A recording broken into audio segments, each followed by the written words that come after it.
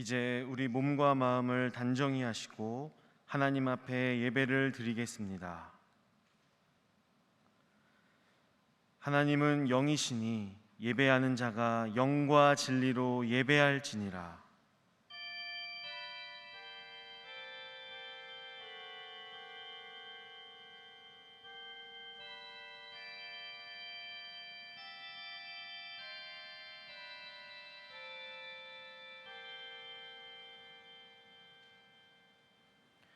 만국의 족속들아, 영광과 권능을 여호와께 돌릴지어다.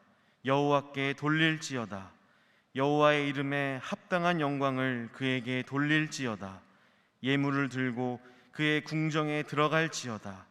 아름답고 거룩한 것으로 여호와께 예배할지어다. 온 땅이여 그 앞에 떨지어다. 아멘.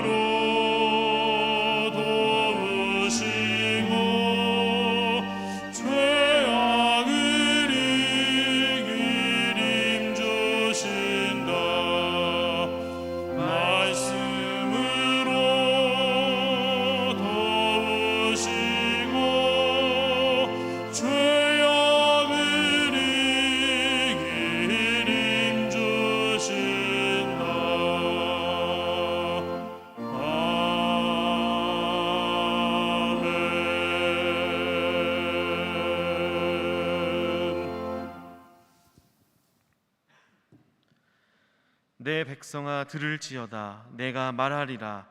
이스라엘아 내가 내게 증언하리라. 나는 하나님 곧 내 하나님이로다.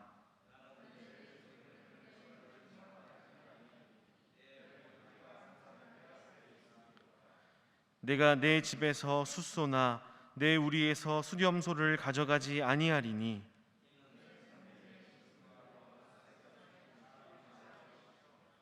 산의 모든 새들도 내가 아는 것이며 들의 짐승도 내 것이미로다.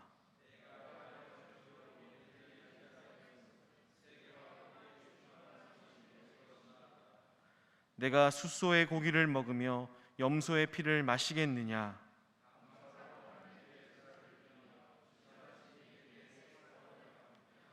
환난 날에 나를 부르라. 내가 너를 건지리니 내가 나를 영화롭게 하리로다. 아멘. 나는 전능하신 아버지 하나님 천지의 창조주를 믿습니다. 나는 그의 유일하신 아들 우리 주 예수 그리스도를 믿습니다. 그는 성령으로 잉태되어 동정녀 마리아에게서 나시고 본디오 빌라도에게 고난을 받아 십자가에 못 박혀 죽으시고 장사된 지 사흘 만에 죽은 자 가운데서 다시 살아나셨으며 하늘에 오르시어 전능하신 아버지 하나님 우편에 앉아 계시다가 거기로부터 살아있는 자와 죽은 자를 심판하러 오십니다. 나는 성령을 믿으며 거룩한 공교회와 성도의 교제와 죄를 용서받는 것과 몸의 부활과 영생을 믿습니다. 아멘. 거룩하신 하나님, 언제나 저희는 예수님과 같이 닮아가기를 소원하고 있습니다. 그러나 연약한 육신에 매여 원하는 바와는 달리 늘 실족하고 넘어집니다. 지혜 없고 험한 말을 함으로 하나님의 영광을 가리고 듣는 사람들의 마음을 불편하게 만들었습니다. 나의 마음은 그렇지 않은데 거룩한 척하며 살아왔습니다. 내 경험, 내 주장을 앞세우고 하나님을 의지하는 것 같았으나 실은 물질을 더 의지하며 의로운 길을 포기했습니다. 하나님의 자녀답게 살지 못한 죄를 용서해 주옵소서. 이제 하나님과 나만이 아는 죄를 침묵으로 고백하겠습니다.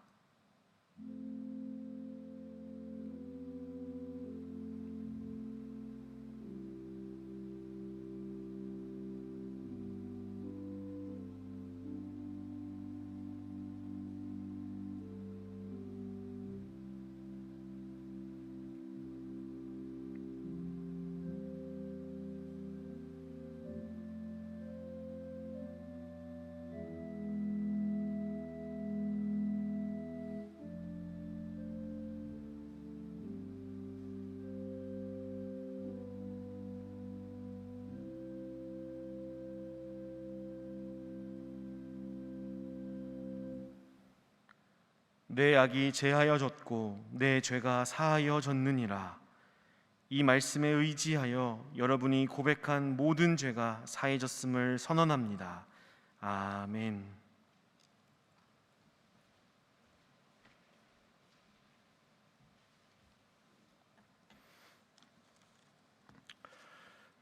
전능하시고 거룩하신 하나님 아버지, 감사와 찬양과 경배를 올려드립니다. 자연의 때에 맞추어 저희들의 삶에 필요한 것을 내려주시는 하나님, 이 시간 만물이 연걸어가는 가을과 조상 대대로 내려오는 추석 연휴 중에서도 거룩한 주님의 날을 허락하여 주셔서 예배드리게 하여 주시니 감사드리옵나이다. 코로나19로 인해서 모두가 아버지의 전에 나와 모여서 예배를 드리지는 못하지만 각 가정에서 드리는 영상 예배를 통하여 하나님의 살아계심과 예수님의 십자가의 사랑을 체험할 수 있는 귀한 시간 되게 하여 주시옵소서. 믿음의 열매를 체험하는 시간 되게 하여 주시옵소서. 하나님께 영광을 올려드리는 진정한 예배 되게 하여 주시옵소서. 하나님께서 이곳에 세우신 주님의 몸된 신일교회와 온 교우들이 말씀을 통하여 진리를 깨닫고 믿음의 반석 위에 더욱 굳게 서서 삶으로 말씀을 전하는 하나님의 종들 되게 하여 주시옵소서. 믿음 충만, 성령 충만한 교회 되게 하여 주시고 주님께서 보내주신 배요한 위임 목사님을 통해서 주시는 말씀들의 능력이 넘치게 하여 주셔서 삶이 변화되는 모든 신일의 성도들 되게 하여 주시옵소서. 이를 위하여 수고하시는 목사님께 더욱 성령 충만과 강건함을 주셔서 건강한 교회, 행복한 성도를 이루어 나가는데 부족함 없게 하여 주시옵소서. 이 나라가 심히 어려운 가운데 있습니다. 코로나19로 인해 어려운 가운데 있는 국민들과 교우들을 위로해 주시고 어서 속히 이 사태가 종식되도록 섭리하여 주시옵소서.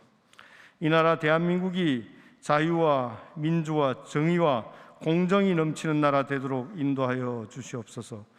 지도자들부터 부도덕과 불의와 불공정을 과감히 떨치고 정의와 공정을 실천하여 청년들 모든 국민들에게 희망을 주는 나라 되게 하여 주시옵소서. 대한민국의 자유가 북한의 1인 세습 독재를 무너뜨릴 수 있는 그날이 속히 오게 하여 주시옵소서. 북한 땅에 있는 우리 동포들의 눈물을 거두어가는 평화통일의 그날이 속히 오도록 섭리하여 주시옵소서. 하나님, 오늘 저희가 드리는 예배를 기쁘게 받아 주시옵소서. 위임 목사님을 통해 주시는 말씀에 큰 감동을 더하여 주시옵소서. 수요기도 찬양팀이 드리는 찬양을 즐거이 받아 주시옵시고 이모제모로 예배를 돕는 손길들에게도 은혜 내려 주시옵소서. 감사와 찬양을 하나님께 올려드리며 우리 주 예수 그리스도 이름으로 기도드리옵나이다. 아멘.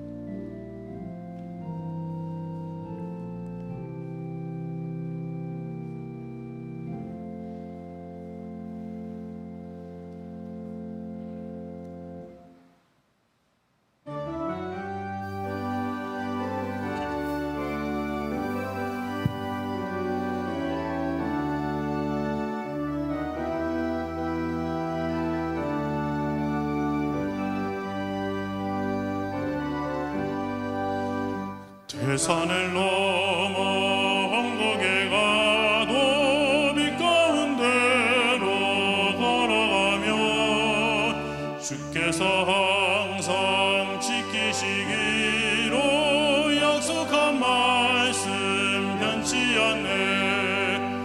하늘의 영광 나의 맘속에 차고도 넘쳐 할렐루야를 힘차게 불러 영원히 주를 찬양하리. 깜깜한 밤에 다닐지라도 주께서 나의 길 되시고 나에게 밝은 빛이 되시니 길 잃어버릴 염려 없네. 하늘의 영광 나의 맘속에 차고도 넘쳐 할렐루야를 힘차게 불러 영원히 주를 찬양하리. 광명한 그 빛 마음에 받아 찬란한 천국 바라보고 할렐루야를 힘차게 불러 날마다 빛을 걸어가리. 하늘의 영광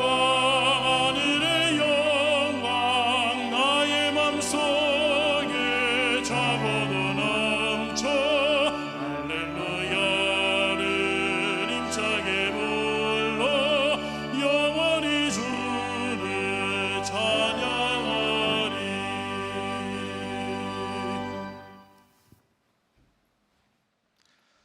오늘도 귀한 주일을 맞이해서 각 가정에서 처소에서 영상으로 예배하시는 우리 사랑하는 신일의 모든 성도들에게 하나님의 크신 은혜가 함께 하시기를 주님 이름으로 축복합니다.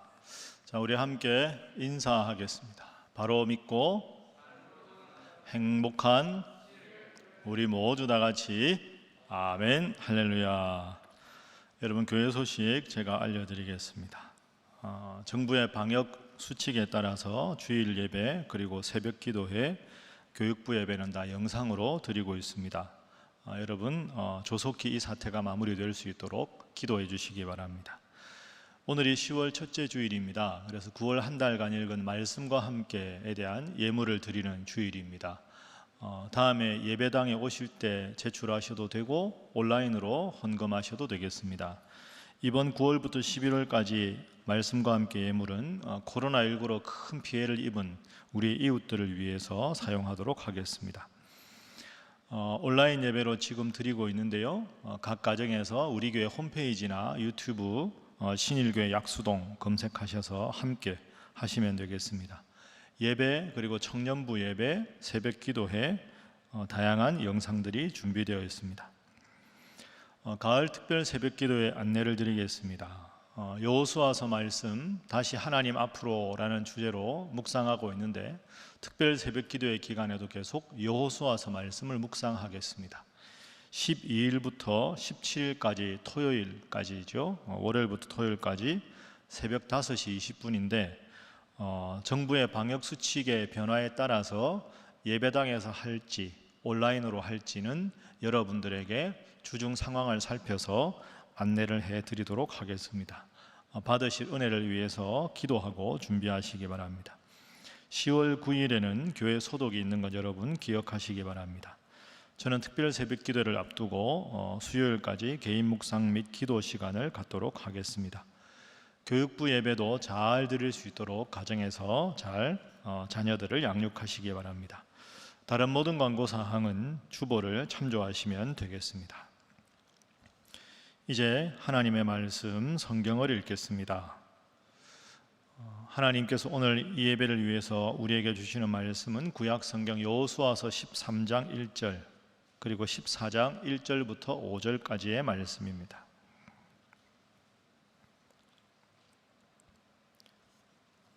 구약 성경 여호수아서 13장 1절 그리고 14장 1절부터 5절까지 말씀을 제가 받들어 읽겠습니다. 여호수아가 나이가 많아 늙음에 여호와께서 그에게 이르시되 너는 나이가 많아 늙었고 얻을 땅이 매우 많이 남아 있도다. 14장입니다. 이것은 이스라엘 자손이 가나안 땅에서 받은 기업 곧 제사장 엘르아살과 눈의 아들 여호수아와 이스라엘 자손 지파의 족장들이 분배한 것이니라. 여호와께서 모세에게 명령하신 대로 그들의 기업을 제비 뽑아 9지파와 반지파에게 주었으니 이는 2지파와 반지파의 기업은 모세가 요단 저쪽에서 주었으며 레위 자손에게는 그들 가운데에서 기업을 주지 아니하였으니 이는 요셉의 자손이 므낫세와 에브라임의 2지파가 되었습니다.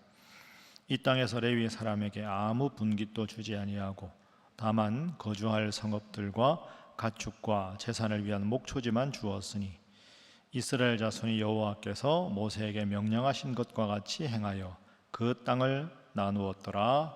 아멘.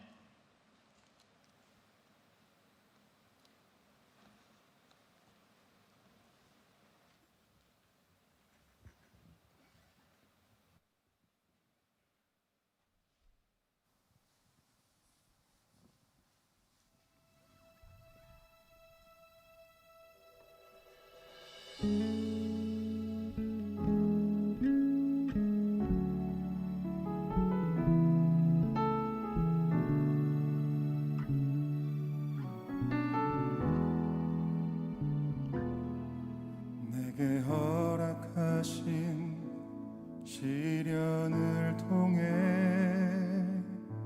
나의 믿음 더욱 강하게 자라나고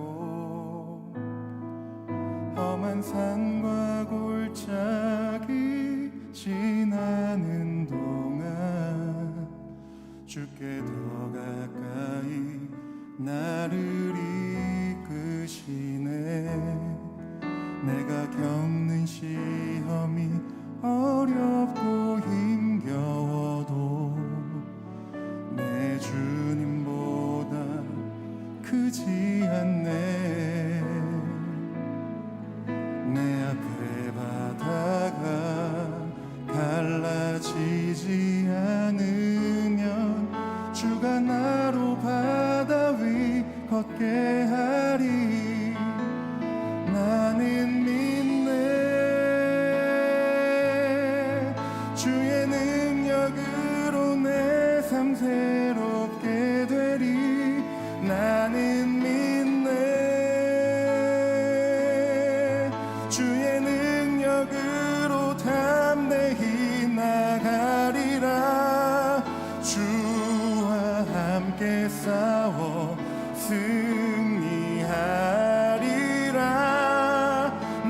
날마다 믿음으로 나 살아가리.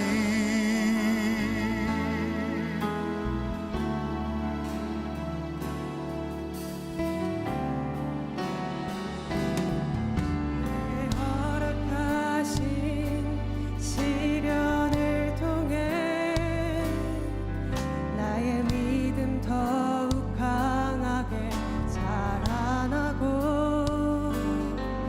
험한 산과 골짜기 지나는 동안 주께 더 가까이 나를 이끄시네. 내가 겪는 시험이 어렵고 힘겨워도 내 주님보다 크지 않네. 내 앞에 바다가 갈라지지 않으면 주가 나로 바다 위 걷게 하리. 나는 믿네. 주의 능력으로 내 삶 새롭게 되리.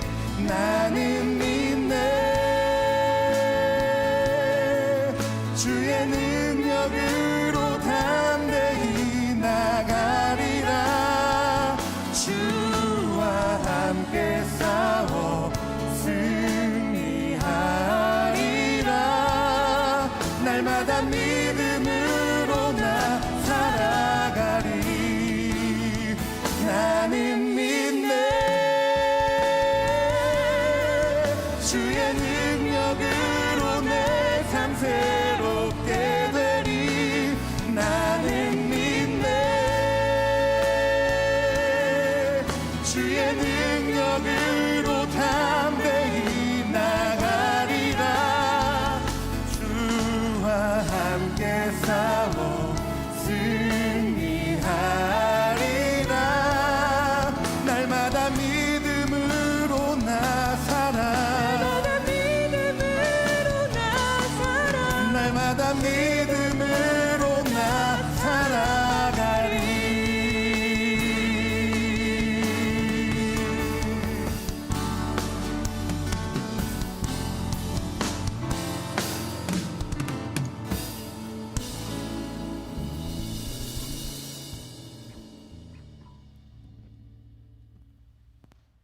아멘.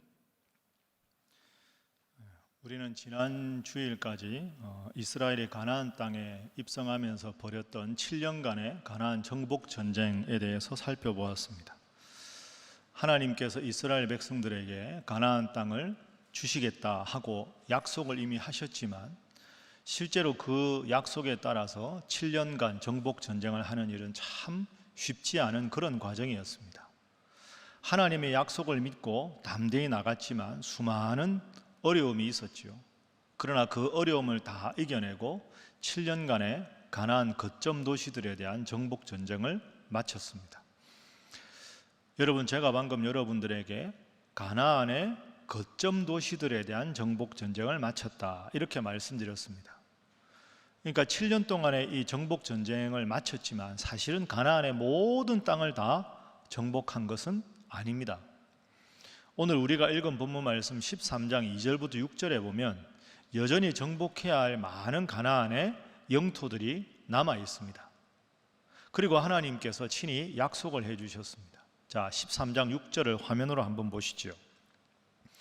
레바논에서 미스롭마임까지 산지의 모든 주민 곧 모든 시몬 사람의 땅까지가 정복되지 않은 땅입니다. 하나님 약속하셨습니다. 내가 그들을 이스라엘 자손 앞에서 쫓아내리니 너는 내가 명령한 대로 그 땅을 이스라엘에게 분배하여 기업이 되게 하라. 자, 그러니까 하나님의 의도는 이런 것입니다. 지금까지 7년 동안은 가나안 땅의 큰 거점이 되는 도시들을 전투를 벌여서 다 쟁취를 한 거죠. 그리고는 이제 하나님께서 지파별로 땅을 분배를 하라고 하십니다.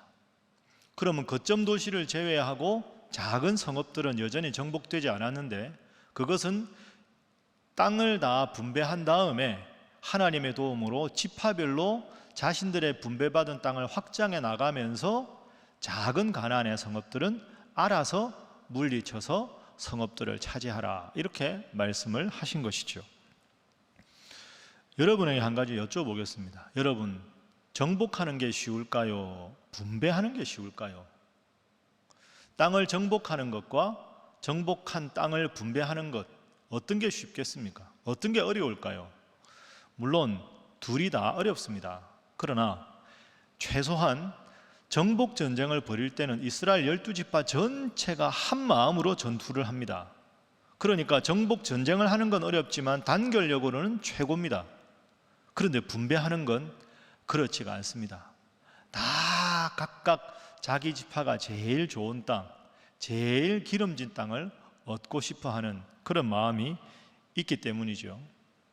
그래서 내가 받은 땅보다 다른 지파가 받은 땅이 더 좋은 땅이면 괜히 시기 질투가 생깁니다. 오죽했으면 사촌이 땅을 사면 배가 아프다 하는 속담이 있겠습니까? 그래서 지파별로 아무런 불평불만 없이 영토한 그 점령한 영토를 분배하는 것은 쉬운 일이 아니라 아주 어려운 일입니다.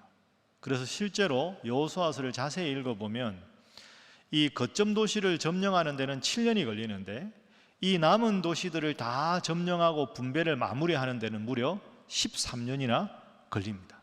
그러니까 점령보다 분배가 어려운 과정입니다. 이 어려운 일을 앞두고 그런데 또 하나 결정적인 난관에 부딪힙니다. 그것이 무엇이냐? 오늘 보면 13장 1절에 나옵니다. 화면 보시면 여호수아가 나이가 많아 늙었다, 이렇게 13장에 시작합니다. 여러분, 이게 아주 이스라엘에게는 심각한 위기입니다. 지금까지 불세출의 지도자 모세를 이어서 가나안 정복 전쟁을 완벽하게 수행한 인물이 여호수아입니다. 하나님은 여호수아를 통해서만 이스라엘 자손들에게 전투에 관한 모든 지침을 내리셨습니다. 그런데 이 여호수아가 나이가 많아 늙었다 하는 말은 여호수아의 지도력이 예전 같지 않다. 자, 그렇습니다. 상황을 한번 정리를 해볼까요? 가나안 땅 정복보다 더 어려운 영토를 분배하는 일이 앞으로 남았고, 그리고 거점 도시는 점령했지만 아직도 작은 성읍들은 점령할 곳이 많이 남았고, 그리고 각 지파별로 자신이 제일 좋은 땅을 얻고 싶어하는 욕심으로 가득 차 있고, 그런데 이 모든 것을 결정적으로 잘 정리해야 될 여호수아의 리더십은 약해졌습니다. 어쩌면 겉으로 보이는 거대한 적은 무너뜨리기가 쉬운데 내부적으로 이렇게 갈등이 도사리고 있는 이런 상황이 우리를 더 힘들게 하는 경우가 많이 있습니다. 여러분, 어떻게 제가 말씀드린 이 네 가지 어려운 상황을 다 극복하고 이스라엘 백성들은 하나님 뜻 가운데서 이 영토 분배를 잘 마칠 수 있었을까요? 우리도 사회생활을 하다 보면 겉으로 드러나는 큰 문제가 아니지만 서로 마음이 안 맞고 불편하고 갈등이 생기고 동상이몽일 때 우리가 이런 갈등을 어떻게 신앙인으로 잘 극복할 수 있을까? 오늘은 이 질문을 가지고 세 가지 각도에서 본문 말씀을 살펴보도록 하겠습니다. 자, 먼저 여호수아가 선택한 방법은 더불어 함께 땅을 분배했다 하는 것입니다. 그래서 제가 함께하는 리더십이라 이렇게 소제목을 잡아왔습니다. 자, 14장 1절 말씀 우리 화면으로 한번 보겠습니다. 땅 분배가 본격적으로 시작되는 게 14장 1절인데요. 이것은 이스라엘 자손이 가나안 땅에서 받은 기업 곧 제사장 엘르아살과 눈의 아들 여호수아와 이스라엘 자손 지파의 족장들이 분배한 것이니라. 여러분, 좀 이상한 걸 느끼십니까? 지금까지는 항상 여호와께서 여호수아를 통하여 말씀하시되 여호수아가 나왔는데 이 14장부터 영토를 분배하는 일에는 종교 지도자인 엘르아살, 그리고 정치적인 최고 지도자인 여호수아, 그리고 각 지파의 가장 중요한 행정적인 책임자인 12명의 족장들, 이 사람들이 함께 영토 분배를 하고 있습니다. 그리고 또 하나 눈여겨보아야 할 것이 여호수아 이름이 제일 먼저 등장하지 않습니다. 엘르아살 이름이 먼저 나옵니다. 제사장 엘르아살.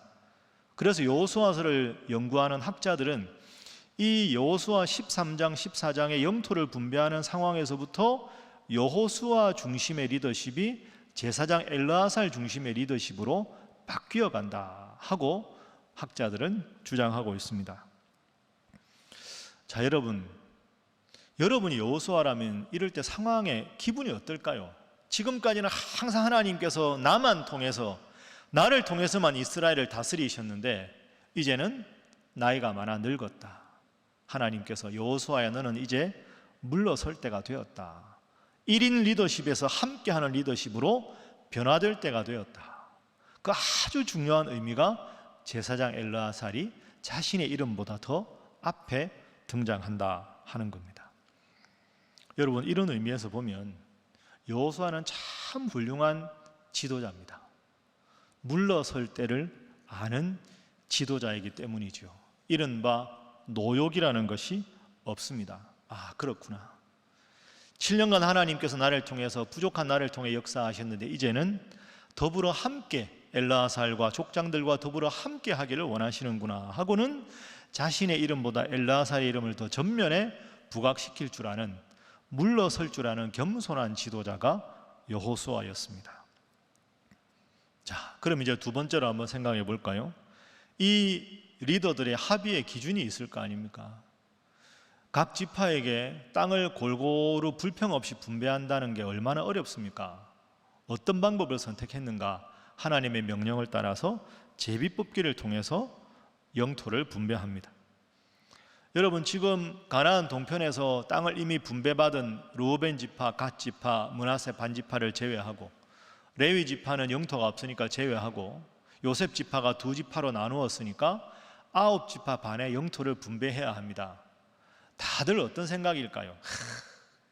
우리 지파가 수고 많이 했는데 우리 지파가 좋은 땅을 차지하고 싶다.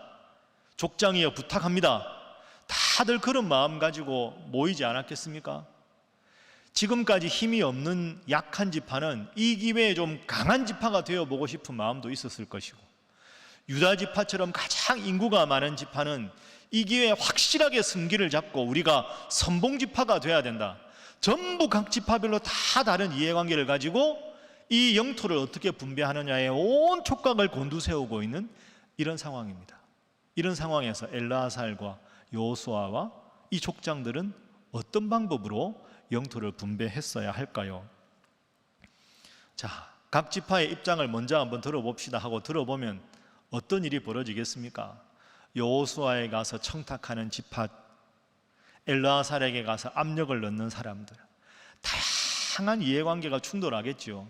그럼 막상 원탁에서 회의를 하겠다 그러면 전부 마음이 달라져서 사분오열되지 않겠습니까? 지금까지 목숨을 걸고 하나가 돼서 이 가나안 땅을 점령했는데 영토를 분배하는 이 상황에서 모두가 사분오열되고 갈등이 생길 게 뻔합니다. 그래서 하나님께서 이들에게 제시하신 방법이 있습니다. 그 방법이 2절에 나옵니다. 자, 2절 말씀 봅니다. 여호와께서 모세에게 명령하신 대로 그들의 기업을 제비 뽑아 9지파와 반지파에게 주었으니. 여호와께서 명령하신 대로 제비를 뽑았다. 그러니까 이 영토를 분배할 때 이들은 다수결로 하지 않았습니다. 여호수아가 가장 지금까지 7년간 중요한 지도자라고 해서 여호수아 한 사람의 영향력이 절대적이지도 않았습니다. 원문으로 보면 제비 뽑아 여호와의 명하신 대로 제비를 뽑았다 하는 표현이 나옵니다. 여러분, 영토를 분배하는데 제비로 뽑았다, 이게 약간 어떻게 보면 뜻밖의 일인데요, 전혀 그렇지가 않습니다. 잠언 말씀에 하나님께서 친히 말씀하셨습니다. 잠언 16장 33절, 제비는 사람이 뽑으나 모든 일을 작정하기는 여호와께 있느니라. 앞으로 우리가 여호수아서를 좀 더 자세히 보겠지만 이들이 제비 뽑기를 해서 영토를 다 지파별로 나눕니다. 그런데 하나님께서 정말로 위대하게 역사하셨습니다. 각 지파별 인구의 숫자에 따라서 그 지파가 전투에 능한 지파인지, 농업에 능한 지파인지, 상업을 잘하는 지파인지, 그 지파의 특성과 달란트에 따라서 하나님께서 가장 완벽하게 제비 뽑기를 통해서 아무런 불평불만을 갖지 않을 완벽한 방법으로 영토를 분배해 주셨습니다. 그렇습니다. 여기서 우리가 한 가지 기억할 것은 더불어 함께를 실천한 훌륭한 지도자가 여호수아라는 겁니다. 여호수아라고 어떻게 인간적인 섭섭함이 없었겠습니까? 이제 내가 물러서야 될 때다. 이걸 인정하는 게 사실은 쉽지가 않았을 겁니다. 그런데 어떻게 여호수아는 엘르아사를 전면에 세우고 물러설 수 있었을까요? 여러분, 구약 성경을 쭉 읽어보면 하나님이 가장 싫어하시는 것이 있습니다. 그게 뭡니까? 우상 숭배입니다. 하나님 우상 숭배를 가장 싫어하셨습니다. 그런데 여러분, 사람들이 왜 우상을 숭배할까요? 하나님을 섬기는 걸 알면서도 왜 우상을 숭배할까요? 우상을 숭배하는 근본 원리는 간단합니다. 하나님이 눈에 안 보이기 때문이죠. 하나님이 눈에 안 보이니까 눈에 보이는 절대적인 형상을 만들어서 그 형상에 의존하고 싶어하는 인간의 연약함 때문에 우상 숭배를 하게 됩니다. 여러분, 기억해 보십시오. 가나안 땅 들어오기 전에 이스라엘 백성들이 출애굽을 하는 과정에 우상 숭배합니다. 하나님께서 무척이나 진노하셨습니다. 그 상황을 한번 기억을 해 보시죠. 하나님께서 이스라엘 백성들을 출애굽하셔서 시내산 아래쪽에 텐트를 치고 머물게 하셨습니다. 그리고 모세를 부르셨습니다. 시내산으로. 그리고 하나님께서 친히 약속하신 하나님의 백성이 지켜야 될 10계명을 주셨습니다. 그때 모세를 수행해서 부하장수로 함께 참모로 모셨던 모세의 부하장수가 여호수아였습니다. 그러면 시내산에 여호수아와 모세는 올라가고 시내산 아래쪽에는 텐트를 치고 이스라엘 백성들이 기다리고 있습니다. 그런데 문제는 이스라엘 백성들이 생각한 시간보다 더 오랫동안 모세가 하산하지 않았다는 겁니다. 왜 이렇게 모세가 오래 걸리지? 모세가 시내산에 올라가서 무슨 일이 있나? 모세가 없으면 우리 앞으로 어떻게 여기서? 이러면서 이스라엘 백성들이 불안해하기 시작합니다. 그러면서 우상을 만듭니다. 자, 출애굽기 32장 1절 말씀을 우리가 잘 화면으로 새겨보겠습니다. 백성이 모세가 산에서 내려오미 더딤을 보고 모여 백성이 아론에게 이르러 말하되 일어나라, 우리를 위하여 우리를 인도할 신을 만들라. 여러분, 저게 얼마나 안타까운 말입니까? 우리를 인도하신 분이 하나님이신데 우리를 앞으로 인도할 신을 만들라. 더 결정적으로 이 모세, 곧 우리를 애굽 땅에서 인도하여 낸 사람, 우리를 애굽 땅에서 인도하여 낸 사람은 어찌 되었는지 알지 못함이니라. 여러분, 그래서 아론을 부추겨서 금송아지 우상을 만듭니다. 그리고는 막 금송아지 우상을 만들고 앞으로 우리를 출애굽해서 저 가나안까지 인도할 신이라고 그 앞에서 춤을 추고 노래를 합니다. 하나님께서 무척이나 진노하셨습니다. 자, 한번 생각해 봅니다. 왜 이스라엘 백성들이 우상을 만들었습니까? 하나님이 눈에 보이지 않아서. 더 결정적으로 생각해 보면 모세가 눈에 보이지 않았기 때문에 우상을 만든 겁니다. 여러분, 이게 아주 중요합니다. 모세는 인도자가 아닙니다. 하나님께서 시내산까지 인도하셨고 하나님께서 가나안 땅까지 인도하실 것입니다. 그 인도하시는 하나님의 청지기에 불과한 자가 모세입니다. 그런데 이스라엘 백성들이 우상을 만드는 이유는 우리 눈에 보여야 할 모세가 보이지 않았기 때문입니다. 그 말은 눈에 보이지 않는 하나님보다 눈에 보이는 모세를 더 의지했다는 겁니다. 하나님보다는 사람을 의지한 것이지요. 보이지 않는 하나님 관계없다. 보이는 모세가 왜 이렇게 늦느냐? 그 모세가 내려오는 게 늦으니 우리가 불안하다. 여러분, 이게 아주 역설적인 겁니다. 하나님이 가장 싫어하는 게 우상숭배인데 우상숭배의 명분은 하나님을 가장 잘 섬기는 모세가 눈에 보이지 않았기 때문입니다. 하나님의 사람이 눈에 보이지 않아서 우상을 숭배한다. 이것을 가장 가까이에서 가장 분명하게 본 사람이 여호수아였습니다. 그렇구나. 참 우리들은 연약하구나. 하나님께서 이 모든 과정을 인도하셨어도 눈에 보이는 지도자가 보이지 않으면 우리들은 연약해서 우상을 만드는구나. 모세 때문에 우상이 생기는 거구나. 여호수아는 이걸 분명히 본 것이지요. 가장 가까이에서. 그래서 지금 여호수아 마음은 이런 마음입니다. 그래, 그때 우상을 만들 때처럼 그래서는 안 된다. 내가 이제 나이가 많이 들었는데 지도자의 자리에서 물러서야 할 텐데, 이때도 내가 계속 혼자 지도자 역할을 하면 모세 때문에 우상을 만든 저 백성들이 나 때문에 또 우상을 만들 수 있다. 그러면 우리의 인도자 되신 하나님께 실망을 드리는 일이다. 나는 이제 물러서야 한다. 나는 조연의 역할에 만족해야 한다. 그래야 이 백성들이 하나님의 백성으로 계속 잘 설 수 있다. 제사장 엘르아살 이리 오시오. 그대가 이제 내 앞에 서시오. 그대가 이제 하나님의 백성을 인도할 첫 번째 지도자가 되시오. 내가 당신을 돕겠소. 족장들이여 이리로 오시오.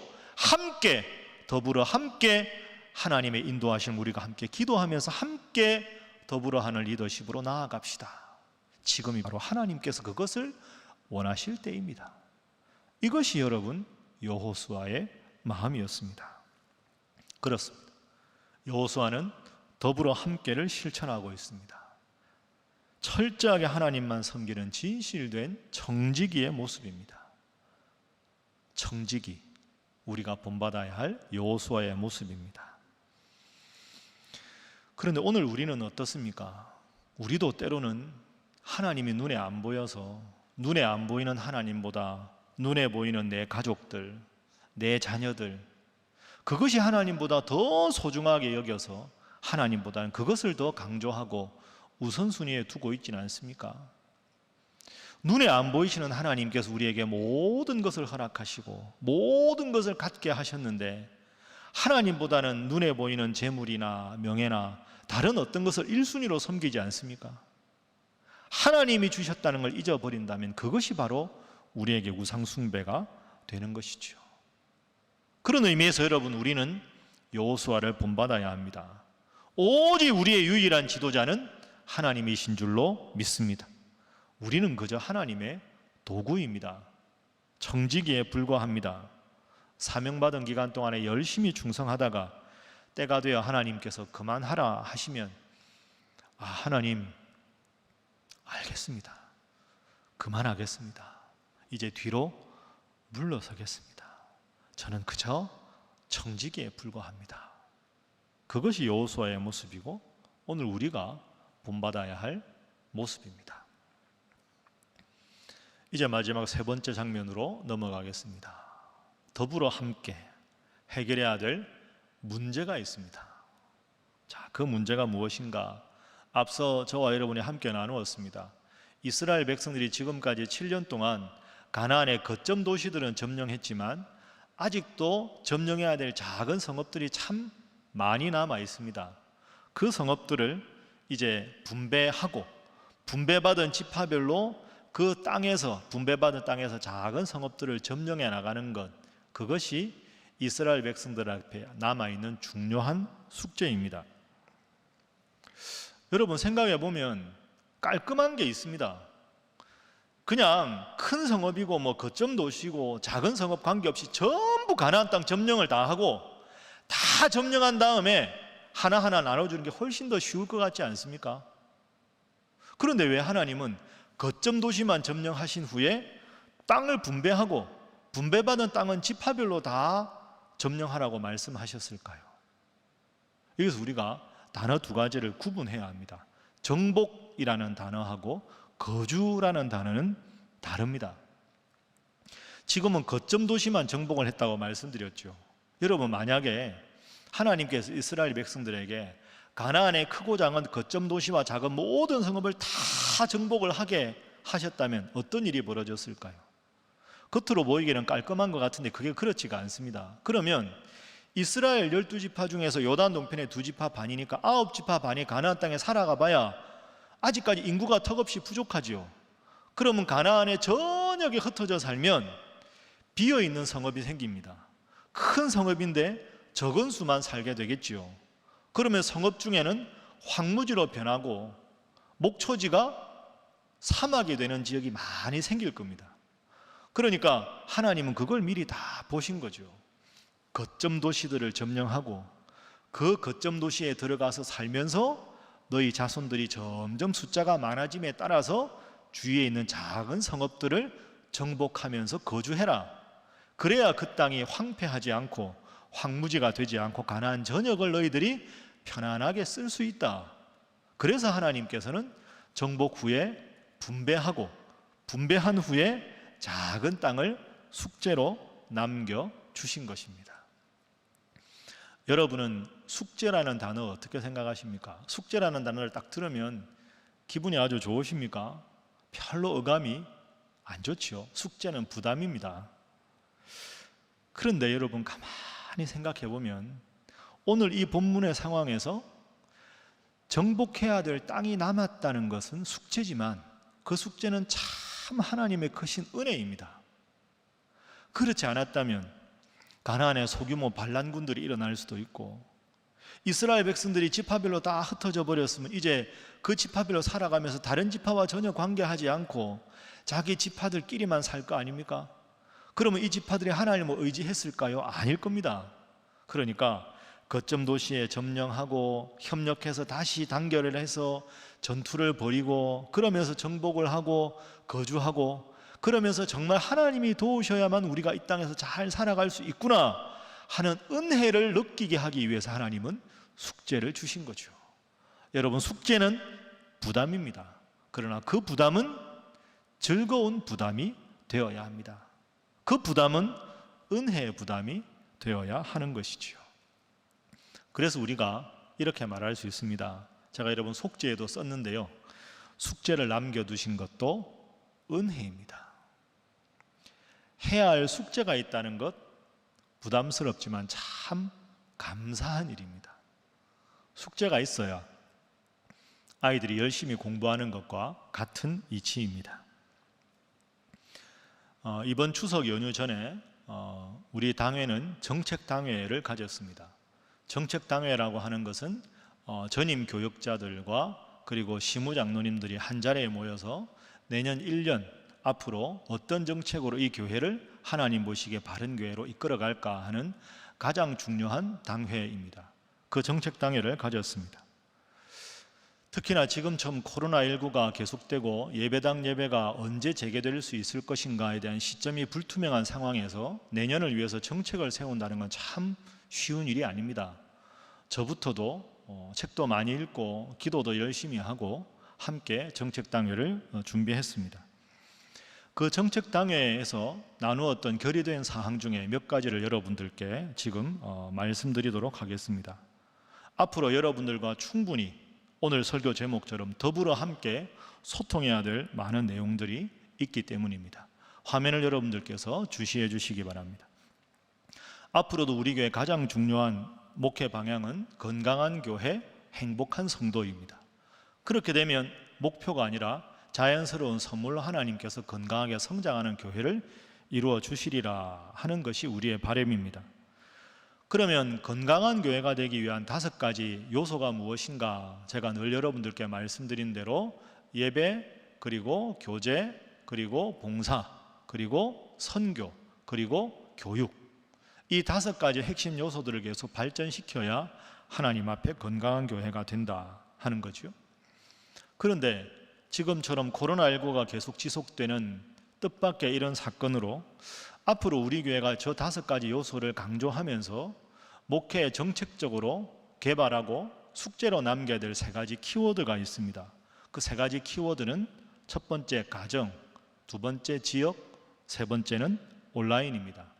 가정은 교회에서 모이는 예배가 지금 활성화되지 못하기 때문에 교회와 가정의 신앙교육의 연계성을 강조하는 의미고, 지역은 지금처럼 더 앞으로 지역을 잘 섬기는 교회가 되어야 하겠다. 그리고 세 번째는 온라인입니다. 각종 온라인과 영상을 통해서 신앙생활이 위축되지 않고 신앙생활이 열심히 식어지지 않도록 보완하는 것. 그래서 가정, 지역, 온라인, 저 3가지 키워드를 앞으로 목회에서 강조할 생각입니다. 그리고 다음 화면에 우리 교회 세대별 제적 숫자에 한번 여러분 주목해 주시기 바랍니다. 1020, 3040, 5060, 7080으로 나누어 보면 제일 위에 있는 7080 세대, 우리 교회 부흥의 가장 큰 주역이 되신 분들입니다. 저분들이 다른 교회에 비해서 숫자가 많은 편입니다.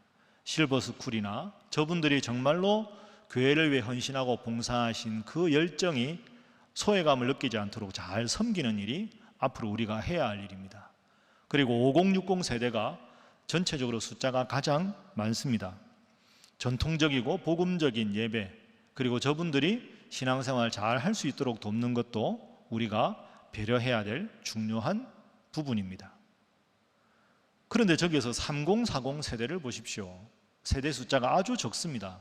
3040 세대의 숫자가 적다는 말은 그 아래에 있는 1020 교육부와 청년부가 부흥하기가 어렵기 때문에 3040, 1020은 우리가 함께 이 과제를 풀어가야 합니다. 우리 교회 지금 처한 서울 중구라는 위치상도 그렇고 젊은 30세대, 40세대가 유입되기가 힘든 상황입니다. 지금 현재 우리 교회 3040 세대는 기존 교구에 남아서 주일 예배만 드리거나 청년부에 남아 있거나 교육부서 교사로 봉사하는 경우가 많이 있습니다. 그래서 앞으로는 교구를 전통적으로 목사님들이 지금 교구를 맡고 있으면서 교구를 조금은 변화를 시킬 생각입니다. 구역 예배를 드릴 수 있는 구역과 구역 예배를 도저히 드리지 못해서 잘 관리해야 하는 기존 교구는 이 두 가지로 구역을 나누고 3040 세대를 위해서 소그룹이나 온라인 줌이나 이런 걸 통해서 온라인 모임을 좀 더 활성화하려고 하고 있습니다. 그리고 지금 말씀 보이는 대로 예배 형식을 좀 더 다양화하고 교구 사역을 변화시키고 앞으로 그런 식으로 나갈 생각입니다. 예배 형식은 1부는 설교 중심의 예배로, 2부는 지금과 같은 전통적인 예배로, 3부는 3040 세대에 맞는 조금은 형식이 열려있는 열린 예배로, 4부는 지금처럼 청년부 예배로 드리겠습니다. 그래서 가능한 대로 2부 예배 후에 소그룹 모임, 전통적인 구역 모임을 활성화시키고 3040은 3부 예배 후에 식사를 하고 소그룹을 좀 더 활발하게 하는 것으로 그렇게 3040과 1020 세대를 좀 더 부흥시키기 위해서 노력하려고 합니다. 여러분, 제가 오늘 이렇게 설교 시간에 정책당의 결과에 대해서 말씀드리는 이유는 시대적 변화에 따른 목회 프로그램의 변화에 대해서 일방적으로 교역자 중심이 아니라 여러분들과 함께 충분히 소통하고 공감하고 그러면서 더불어 함께 이런 모든 목회 프로그램을 진행하기 위해서입니다. 여러분, 제가 지금 여러분들에게 소개한 저것은 큰 방향입니다. 저것을 내년 1월부터 당장 시행하지 않습니다. 저런 큰 방향을 담임 목사인 저와 여러분 모두가 기도하면서 소통하고 공감하고 열린 마음으로 여러분들의 의견을 충분히 수렴할 것입니다. 그리고 수렴된 모든 의견은 당회를 통해서 결의하고 시행 방법과 시행 시기는 여러분들과 더불어 함께 논의하고 기도해서 결정할 것입니다. 사랑하는 우리 신일의 성도 여러분, 이 시대에는 교회의 변화가 불가피한 시대입니다. 해도 되고 안 해도 되는 시대가 아닙니다. 그런 의미에서 여러분, 우리에게는 숙제가 생겼습니다. 방금 말씀드린 저 방향이 우리의 숙제입니다. 숙제도 작은 숙제가 아니라 큰 숙제입니다. 숙제가 있어야 공부를 합니다. 할 일이 있고 문제가 있어야 더 열심히 기도하게 됩니다. 동시에 이것이 영적인 원리입니다. 오늘 본문에서 하나님께서는 이스라엘 백성들에게 아직 점령하지도 않은 땅을 기업으로 미리 분배하셨습니다. 큰 숙제를 주셨습니다. 그리고 그 숙제를 통해서 하나님을 더 잘 믿고 하나님 안에서 하나 된 이스라엘 백성이 되기를 원하셨습니다. 여러분들과도 약속합니다. 거듭 말씀드리는 대로 앞으로 저는 이 모든 목회 프로그램을 여러분들과 함께 소통하면서 의견을 청취할 것입니다. 더불어 함께 할 것입니다. 시행 시기도 방법도 다 다 열어놓고 기도하며 여러분들과 함께 만들어 갈 것입니다. 솔직히 가끔은 저도 새벽에 혼자 나와 기도할 때 이 코로나 상황이 언제까지 계속되려나, 언제 예배당에서 여러분들을 뵐 수 있으려나, 힘들고 어려운 형편에 있는 성도들은 지금 어찌 지내시나 걱정도 되고, 앞으로 이런 예측이 불가능한 상황에서 어떻게 담임 목사로서 역할을 잘할 수 있을까 불안하기도 하고 걱정이 되는 것도 사실입니다. 그러나 또 한편 하나님께서 이런 깨달음을 주셨습니다. 내가 하는 게 아니지 않느냐. 배 목사, 이 교회 주인은 나지 너가 아니지 않느냐. 여호수아서 설교를 준비하면서 왜 너는 걱정하느냐. 이 백성을 인도하는 것은 나다. 너는 그저 청지기로 함께 기도하고 함께 소통하고 하나님이 내가 이 교회를 위한 방향으로 제시하는 만큼 그 길 따라 한 발자국 한 발자국 나가면 되는 거야. 걱정할 게 없지. 그런 마음을 저에게 주셨습니다. 이 마음으로 여러분들과 함께 하겠습니다. 사랑하는 신일의 성도 여러분, 우리는 이제 더불어 함께 해야 할 시대에 살아가고 있습니다. 어려운 때이지만 여러분의 인생에도 우리 교회에도 주신 숙제가 있습니다. 이 숙제, 부담스러운 숙제지만 기도하고 이 숙제를 잘 감당하면 이 숙제가 하나님 우리에게 주신 선물이고 또 하나님께서 우리에게 주시는 은혜인 줄로 믿습니다.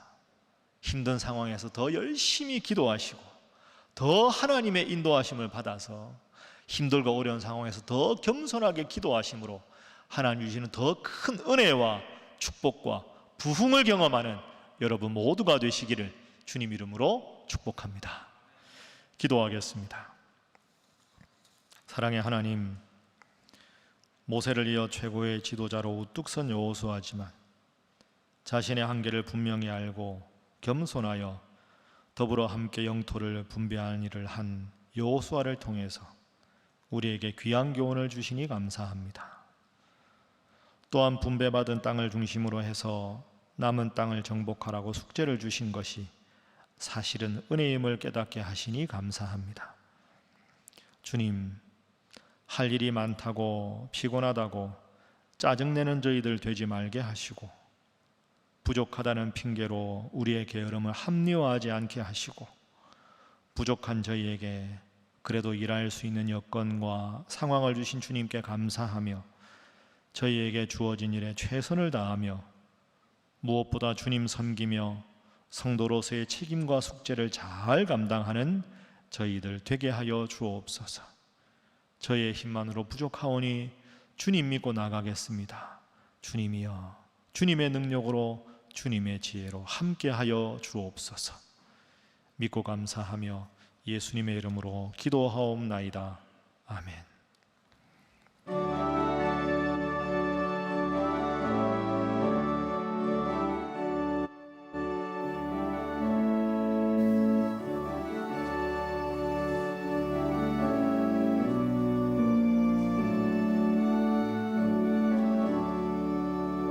내 모든 시험 무거운 짐을 주 예수 앞에 아뢰이면 근심에 쌓인 날 돌아보사 내 근심 모두 맡으시네.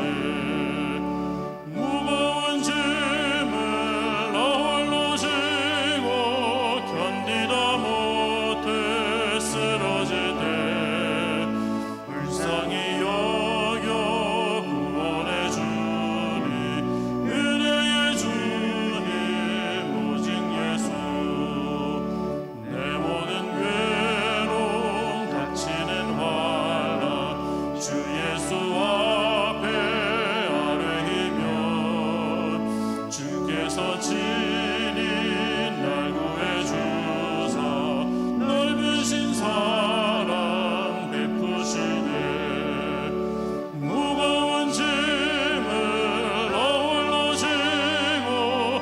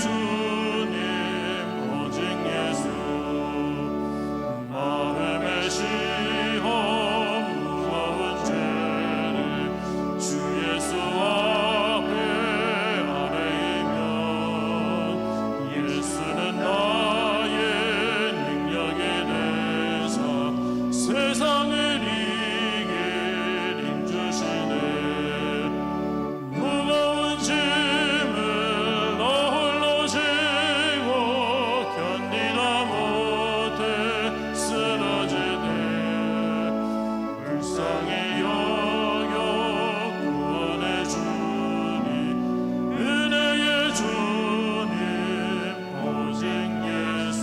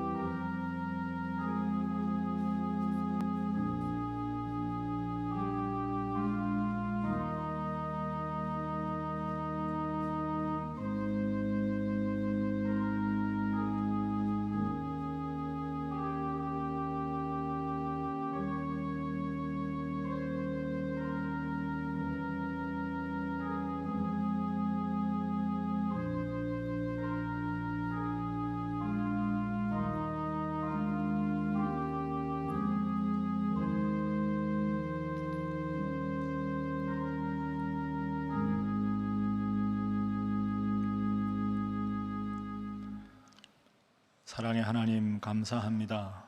우리로 하여금 하나님을 믿게 하시고 하나님을 믿는 마음으로 이 예배에 참여할 수 있도록 인도하시니 감사합니다. 오늘 여호수아의 말씀을 통하여 하나님께서 우리의 인생의 인도자가 되시고 우리는 그저 청직이니 주님께서 사명 주셨을 때 잘 감당하고 또 내려올 줄 아는 겸손한 청지기로서의 여호수아 같은 삶을 살도록 주님 역사하여 주옵소서. 방금 부른 찬송가의 가사처럼 무거운 짐을 나 홀로 지고 견디다 못해 쓰러지고 힘들어하는 많은 이 땅의 백성들이 있습니다.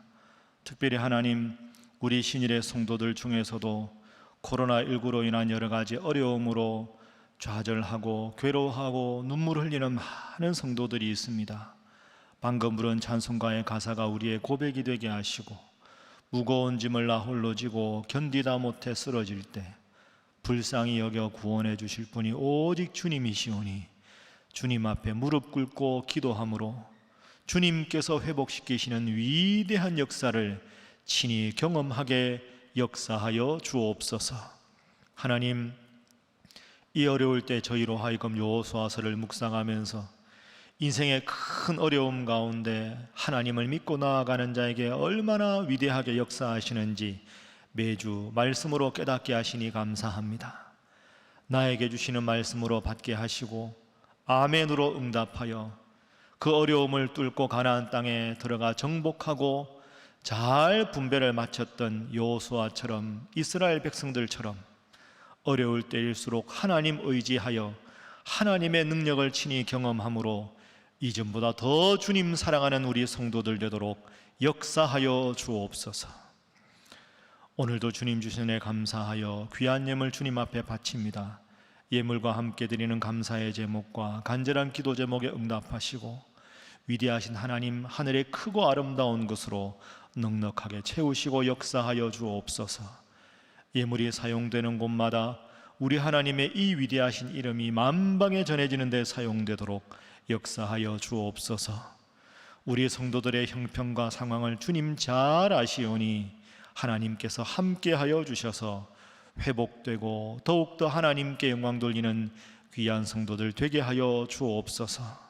새롭게 시작하는 한 주간도 능력의 장중에 붙드시고 오늘 주신 말씀과 오늘 부른 찬송가의 가사 그대로 회복시키시는 주님, 더 크신 능력으로 함께 하시는 주님 믿고 나아가도록 주여 역사하여 주옵소서.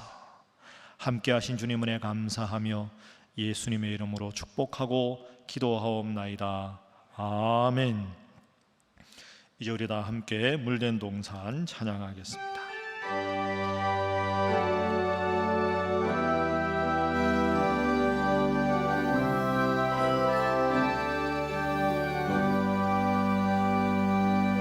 주님 나를 항상